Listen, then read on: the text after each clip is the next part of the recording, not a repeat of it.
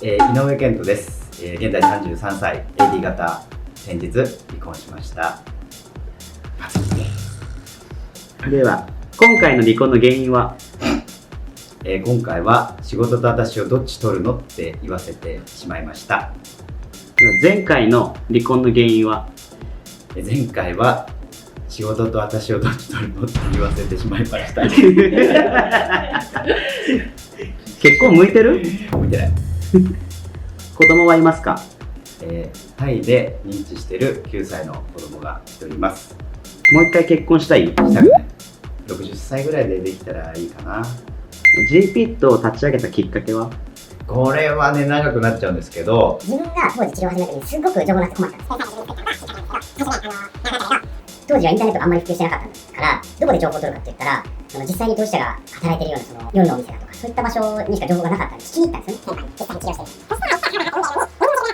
男だったら、そういう情報は自分で取るべきだろうって言われて、なんだこの取れちと思って、それがきっかけになって今、こういう活動を始めたっていうところです。はい。では、手術は何歳でしましたか？24歳にタイのバンコクのヤンヒー国際総合病院というところで乳腺摘出手術を受けて、僕上下別でやってるんですよ。当時付き合ってた元カノがね、タイに出国する前に振られちゃったんですね。お金全部持って帰っちゃったの。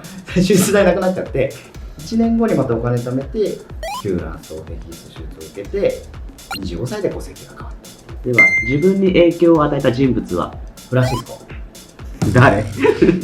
カンボジアで旅に行った時にたまたま出会って3日ぐらいずっと行動を共にしたんですよ。アンコールワットとか一緒に回って一緒の宿泊まって、それがフランス系のアメリカ人の男性で、戸籍変更してすぐのことだったからすごい影響を受けて、本当にかっこいい優しいジェントルマンだったから、動きとか女性の扱い方とかそういうのをね、間近で見て学んだんですよ。こういう大人になりたいと思ったんですよ。ホルモン注射のメリットは？自分らしく生きられるようになったから、未来に希望が持てるようになったり自信が持てた。ホルモン注射のデメリットは？デメリットはニキビ。背中と顔にすごい出ました。出続けてます。昔なかった。はい。ホルモン注射をして性欲は増えましたか？増えました。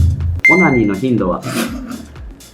これ言いたくないんだけど、言わなきゃダメ？20代の頃よりは確実に減ってるんだけど、だいたい週4ぐらい。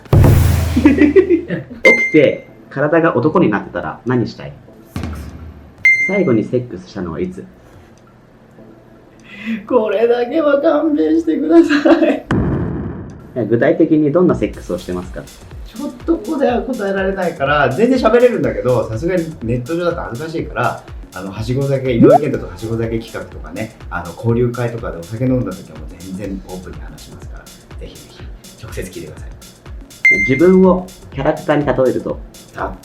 例えるって感じじゃないかもしれないんだけど、ずっとワンピースのナミみたいな、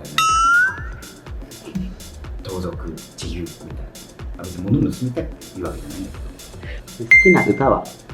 大黒摩季。好きなタイプの女性は？頭蓋骨小さい子。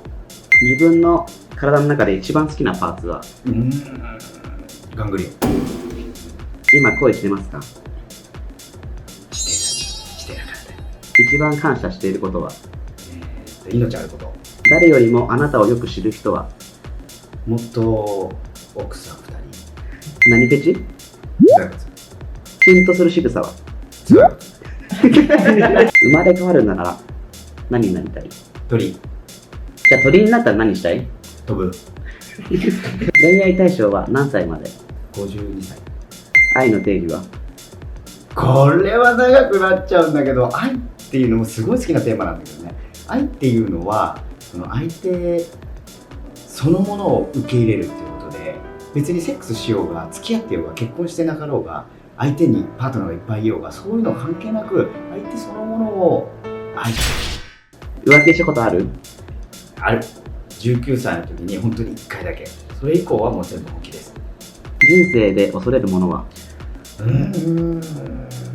まり思いつかないんだけど、いくつかあるんだけど、まず離婚、今までで一番辛いことだった。共存するから別に完全に悪いってわけじゃないんだけど、孤独。